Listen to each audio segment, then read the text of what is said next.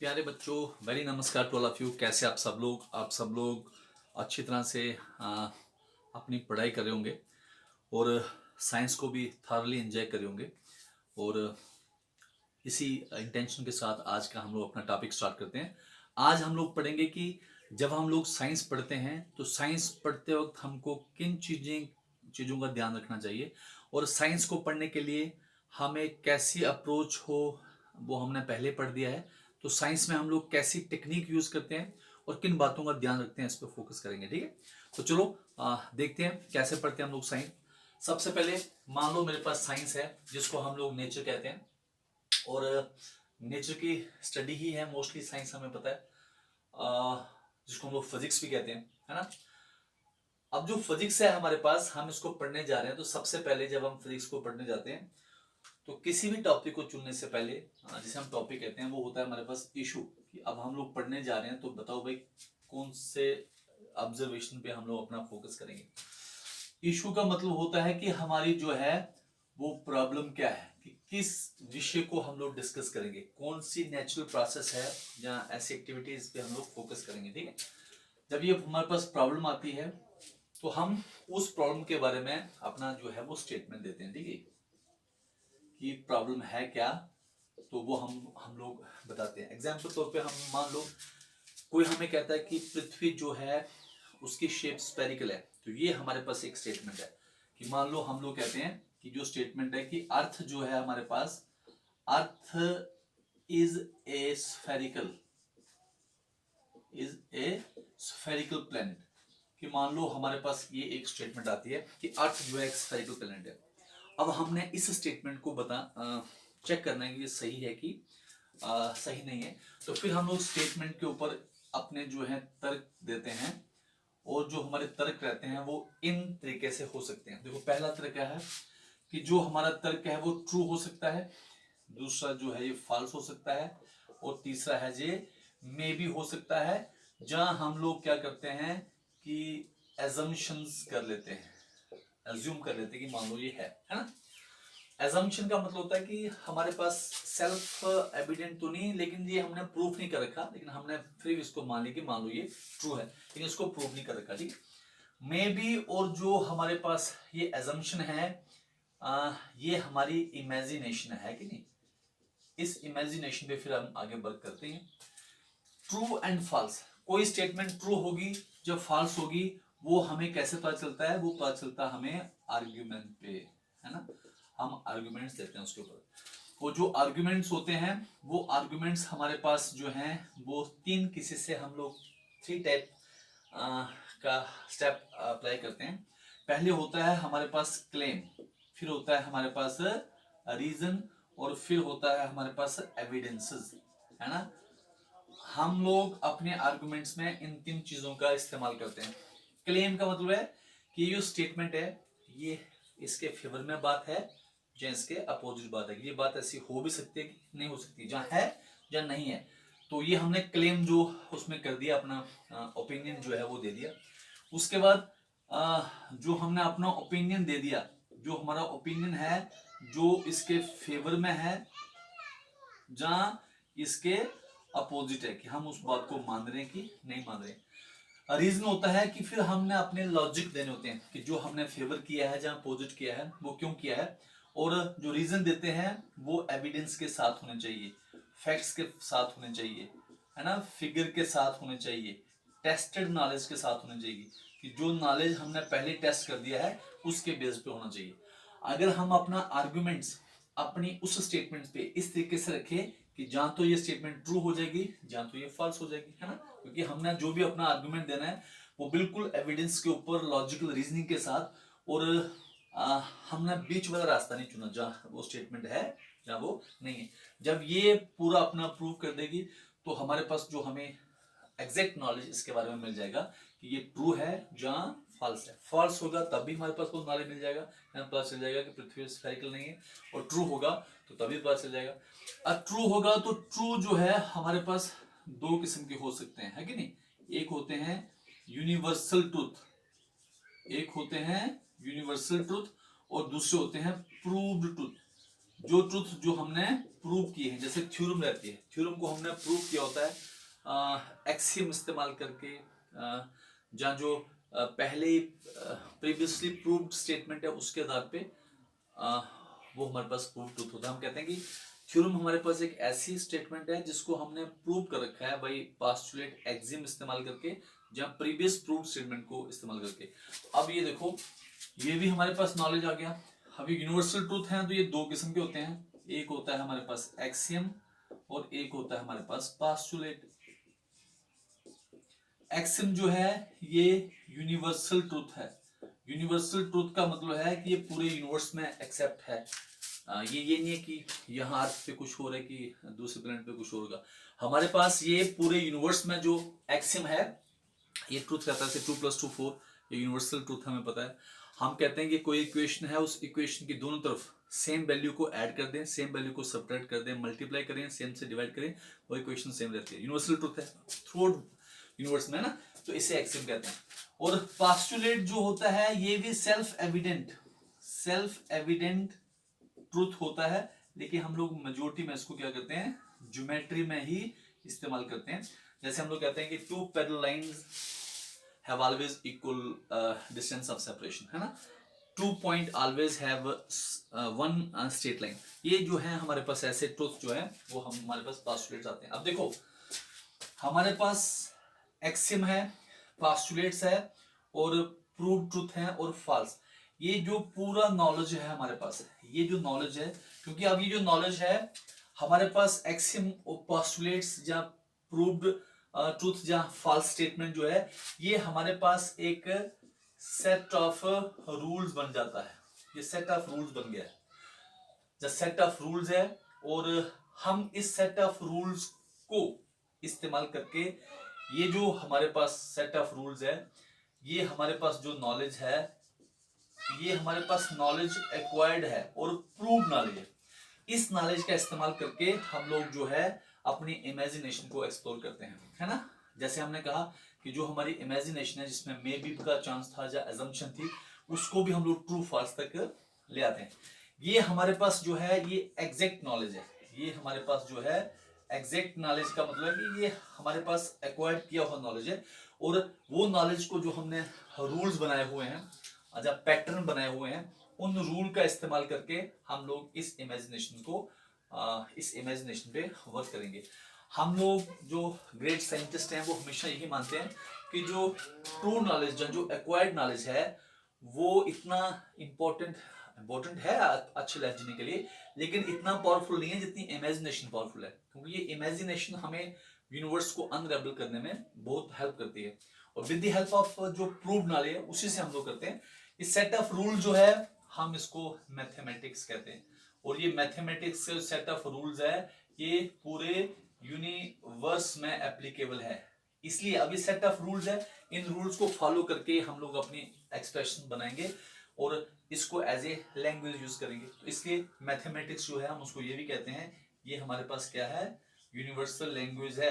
Universal language का मतलब कि ये जो रूल्स हैं ये सिर्फ अर्थ प्लैनेट्स के ऊपर एप्लीकेबल नहीं है, पूरे यूनिवर्स या मल्टीवर्स में भी एप्लीकेबल रहेंगे, ठीक है। ये मैथमेटिक्स में हम लोग क्या पढ़ते हैं, हम इसके, और फिजिक्स में इसकी क्या इंपॉर्टेंस है, हम इसके ऊपर एक अच्छा सा एक इसे कहते हैं कि मिन्यूट बनाएंगे। लेकिन अभी हमें ये पता चल गया कि हमारे पास जो इमेजिनेशन वर्ल्ड है जिसमें हम लोग अपनी साइंस की स्टडी करेंगे, वो एग्जैक्ट वर्ल्ड जो है, जहाँ एक्वायर्ड नॉलेज जो है, जिसे हम लोग सेट ऑफ रूल्स कहते हैं, मैथमेटिक्स कहते हैं, यूनिवर्सल लैंग्वेज है। इस लैंग्वेज का इस्तेमाल करके अपने इमेजिनेशन को हम लोग क्या करेंगे, एक्वायर करने की कोशिश करेंगे, ठीक है। तो ये हमारे पास जो नॉलेज है, इस नॉलेज को या इस टेक्निक को इस्तेमाल करके हम लोग एग्जैक्टली जो मिस्ट्रीज हैं यूनिवर्स की, उनको डिकोड या अनरेबल करने की कोशिश करते हैं। और अगर हम इस तरीके से ये वाली टेक्निक को इस्तेमाल कर सके तो हम लोग कह सकते हैं कि साइंस जो है हम लोग पढ़ सकते हैं। अदरवाइज और हमें लगता है कि हम लोग eat drink and B Mary, आए हैं जमीन पे, अच्छा सा अपने आप को ट्रेन करो और अपनी व्यवस्थित लाइफ को जी के निकल जाओ। फिर उसके लिए आई थिंक ये साइंटिफिक वे नहीं है, लेकिन मेरा पर्सनल मानना है कि अगर हम लोग साइंटिफिक तरीके से किसी भी कार्य को, किसी भी प्रॉब्लम को हल करेंगे, वो टाइम सेविंग प्रोसेस रहती है और मुझे कॉन्फिडेंस देती है, ठीक है। तो हमें सभी लोगों को ये अपनी दिनचर्या लाइफ में भी इस्तेमाल करनी चाहिए। मेरा एक स्टूडेंट है, उसने मुझे कहा था कि सर ये बताइए कि ग्रेविटॉन क्या होते हैं, Higgs field and Higgs particle क्या है। इसके ऊपर हम अलग से एक दिन एक अच्छा सा मिन्यूट करेंगे, वीडियो बनाएंगे। लेकिन क्योंकि आपने पूछा है तो मैं आपको लाइट सा इसके बारे में इंफॉर्मेशन देता हूँ ताकि आपको ये हेल्पफुल रहे। हमारे पास जो एलिमेंट्री पार्टिकल रहते हैं, एलिमेंट्री पार्टिकल्स, एलिमेंट्री पार्टिकल्स का मतलब है कि जो फंडामेंटल पार्टिकल्स है, हम उन्हीं की बात करें फिलहाल। जो फंडामेंटल पार्टिकल है जिससे होल मैटर बनता है। हमने पहले आपको कहा कि यूनिवर्स मैटर एनर्जी से बना हुआ है। तो मैटर एनर्जी इंटर कन्वर्टिबल रहते हैं, ठीक है। मैटर टू एनर्जी, ये आइंस्टीन की E is equal to mc² equation है। इसका इस्तेमाल करके मैटर एनर्जी में, एनर्जी मैटर में बनते हैं फंडामेंटल लेवल पे। जो मैं आपको थोड़ा सा कोशिश करता हूँ उसको समझाने की। हमारे पास जो एलिमेंट्री पार्टिकल हैं ये फंडामेंटल लेवल पे दो किस्म के हैं। एक होते हैं फर्मियॉन्स और एक होते हैं हमारे पास बोसॉन्स।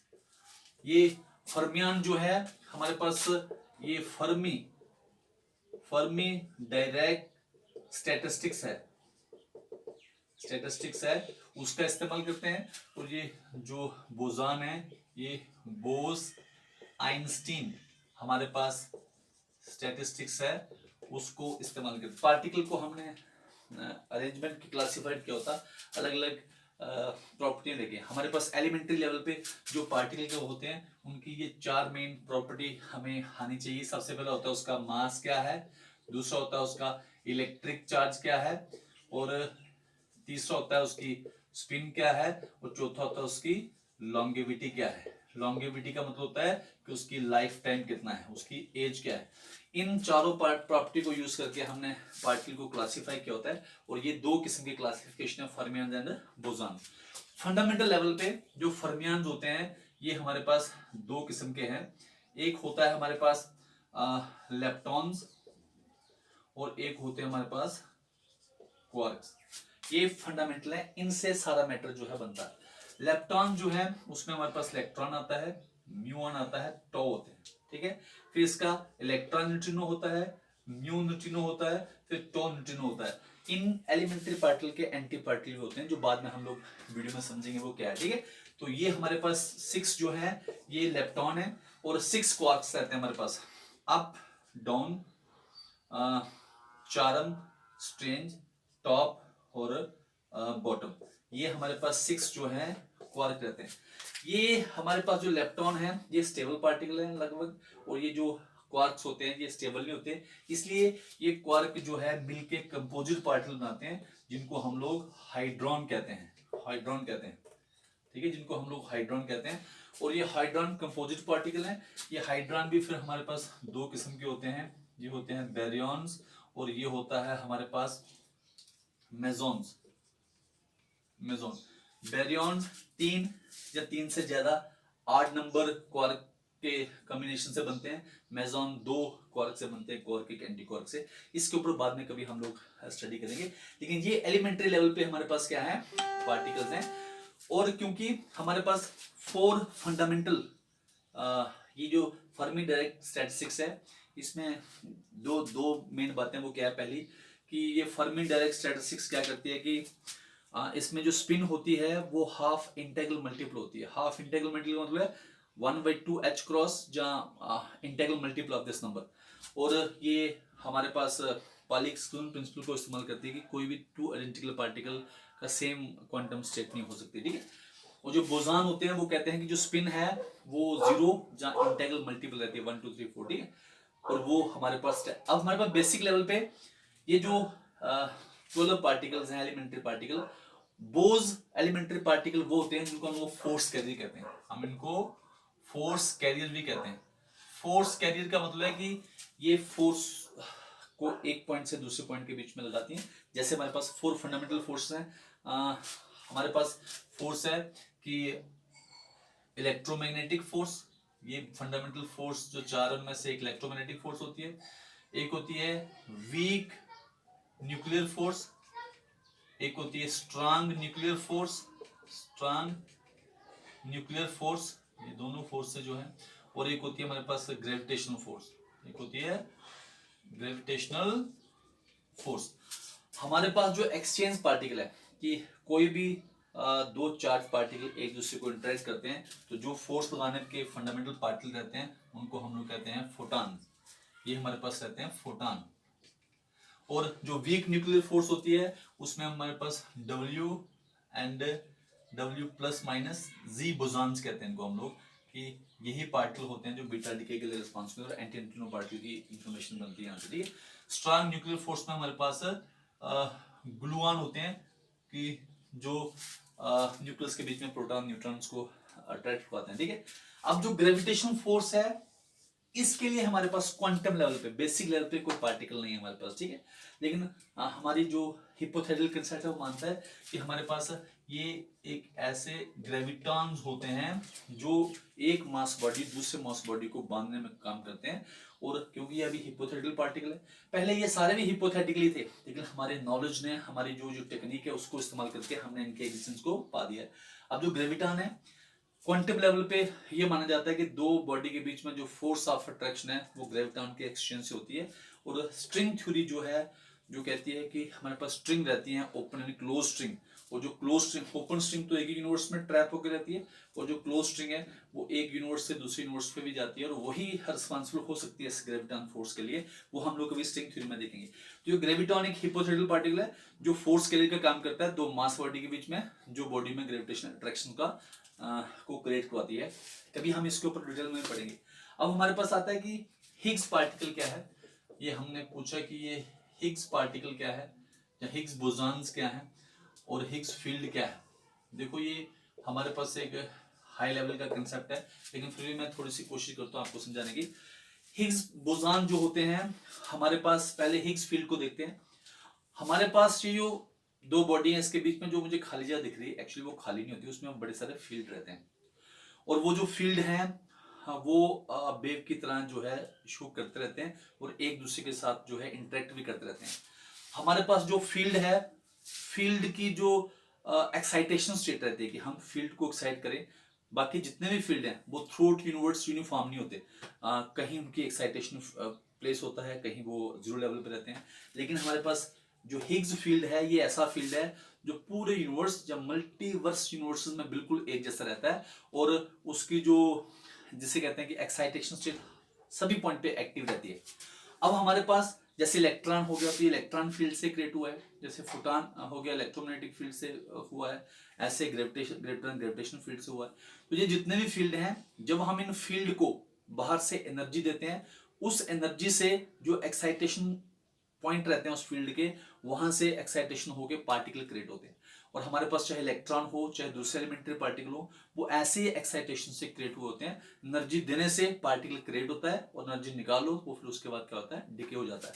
तो ऐसे हमारे पास हिग्स फील्ड है जो यूनिफॉर्म है through out universe and multiverse में, अगर दूसरे यूनिवर्स भी हैं तो। और वो उसमें वो हमेशा एक्साइटेशन स्टेट पे रहता है। अगर उसको उसमें अगर हलचल कर क्रिएट करनी है उस फील्ड में तो हमें हाई एनर्जी देनी पड़ती है। हिग्स पीटर हिग्स सबसे पहले उन्होंने इसको मैथमेटिकल इक्वेशन दी थी। उनका मानना था कि ये एक ऐसा फील्ड रहता है जिसको अगर हाई एक्साइटेशन पे लाया जाए तो इसमें से पार्टिकल क्रिएट हो सकते हैं, जो फील्ड रिस्पॉन्सिबल है मास प्रोवाइड करने के लिए किसी बॉडी के ऊपर। तो जब उन्होंने हमारे पास हाइड्रॉन कोलाइडर जो जिनेवा से स्विट्जरलैंड में है, 27 किलोमीटर टनल इनसाइड दी अर्थ है, तो जब उन्होंने दो प्रोटॉन को हाई स्पीड पे कोलाइड कराया, हेड ऑन कोलाइड कराया, तो वहां एनर्जी क्रिएट हुई। और वो इतनी एनर्जी थी कि उसने हिग्स फील्ड में थोड़ी देर के लिए हलचल क्रिएट कर दी। और क्योंकि हिग्स फील्ड को एनर्जी मिली जितनी एनर्जी चाहिए थी, और हमें पता है किसी फील्ड को एनर्जी देनी हो तो पार्टिकल क्रिएट होते हैं, तो उस एनर्जी से कुछ वक्त के लिए जब वो एक्साइटेशन हुआ तो वहां से हिग्स फील्ड से हमें हिग्स पार्टिकल मिले, और वो हिग्स पार्टिकल कुछ ही समय के लिए रहे, उसके बाद वापस वो डिके दूसरे पार्टिकल में हो गए। तो जो पीटर हिग्स की थ्योरी थी कि हमारे पास एक हिग्स फील्ड रहता है जिसमें कोई पार्टिकल जब मूव करता है तो वो पार्टिकल जितना इंटरेक्ट करेगा उसका उतने उसको मास मिलेगा। उस थ्योरी को से प्रूव होगी। और हिग्स पार्टिकल भी उसी फील्ड में थोड़े समय के लिए क्रिएट हुए, तो उसके लिए उनको 2013 में नोबेल प्राइज भी मिला। तो हम सिंपल तौर पे ये कह सकते हैं कि हमारे पास बड़े सारे फील्ड रहते हैं। ऐसे एक हिग्स फील्ड होता है जो थ्रू आउट यूनिवर्स में रहता है, हमेशा एक्साइटेशन स्टेट में रहता है, और उसके बाहर से उस फील्ड में एनर्जी दी जाए तो वो फील्ड जब एक्साइटेड होगा तो हिग्स पार्टिकल बनाएगा। और हिग्स पार्टिकल की जैसे हमने पहले सोचा था कि उसकी ना कोई स्पिन होगी ना कोई चार्ज होगा उसके ऊपर, और वैसा ही था। और वो थोड़ी देर के लिए पार्टिकल उस फील्ड में रहता है, बाद में वो डिके हो जाता है। तो इस तरीके से ये जो हमारे पास हिग्स फील्ड है, कोई भी पार्टिकल जब उससे गुजरता है तो पार्टिकल जब उसके साथ जितना इंटरेक्ट करता है वो उतना ही मैसिव होता है। तो हमारे पास बॉडी जितनी भी रहती है उनको जो मास प्रोवाइड करने वाला ये हिग्स फील्ड रहता है। और ये जो हिग्स फील्ड है, कोई पार्टिकल कम मासिव है, कोई ज्यादा मासिव है। तो मैंने पहले बताया आपको हमारे पास 4 बेसिक प्रॉपर्टी होती है। यही प्रॉपर्टी जो है उसके लिए रिस्पॉन्सिबल होती है कि जो ज्यादा इंटरेक्ट करेगा उस प्रॉपर्टी के कारण तो वो ज्यादा मासिव होगा, जो कम करेगा वो कम होगा। ठीक है, हम लोग इसके ऊपर, क्योंकि हाई एनर्जी पार्टिकल का फिजिक्स का कंसेप्ट है, तो हम लोग फिर कभी इसके ऊपर कोई अच्छा सा वीडियो बनाएंगे विद विजुअलाइजेशन। मुझे पूर्ण विश्वास है कि आपको लाइट्स आइडियाज के बारे में मिल गया होगा। और हम लोग आज से जो फिजिक्स है, कन्वेंशनल फिजिक्स को पढ़ने जा रहे हैं। उससे पहले हमने यहाँ देखा कि मैथमेटिक्स यूनिवर्सल लैंग्वेज है, क्योंकि ये सेट ऑफ रूल्स को, पैटर्न्स को डिकोड करने की कोशिश करती है। और नेचर बिल्कुल एक पैटर्न से और एक पर्टिकुलर रूल से वर्क करती है। तो थ्रू यूनिवर्स में मैथमेटिक्स का इस्तेमाल करके ही हम उसको एक्सेप्ट कर सकते हैं। हम इस मैथमेटिक्स में क्या पढ़ते हैं इसके ऊपर एक आपको छोटा सा मिनट देंगे, उसके बाद फिर हम लोग कन्वेंशनल अपनी साइंस पढ़ना स्टार्ट कर देंगे। Thank you. और आपको किसी को भी कोई डाउट है तो आप मुझे लिख सकते हो। गुरदीप हिंदुस्तानी चैनल है मेरा, उसको सब्सक्राइब करें, प्रेस करें बेल आइकन को, ताकि जब मैं न्यू वीडियो डालूं आपको नोटिफिकेशन मिले। ठीक है, थैंक यू। खुश रहिए और पढ़ते रहिए। और ऐसा प्रे कीजिए कि इस नेचर का पार्ट होने पे आपसे कोई ऐसी गलती ना हो कि नेचर द्वारा बनाई गई कोई चीज़ उससे हर्ट हो। जिंदा दिली से ज़िंदगी जिए। Thank you, love you.